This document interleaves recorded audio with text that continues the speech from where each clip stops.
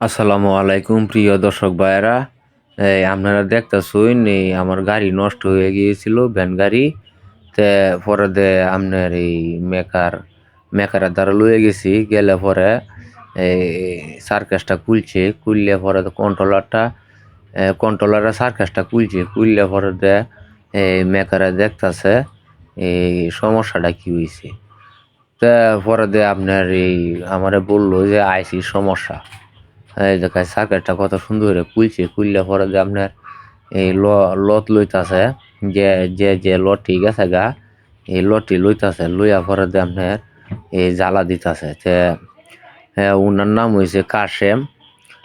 আমার নাম যে এই লত জ্বালা দিতাছে।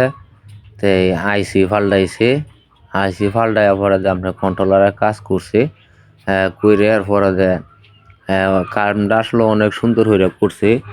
আর ওনার দোকানের মধ্যে অনেক আয়োজন আছে, মোটর আছে, কন্ট্রোলার আছে, এই অনেক কিছু আছে।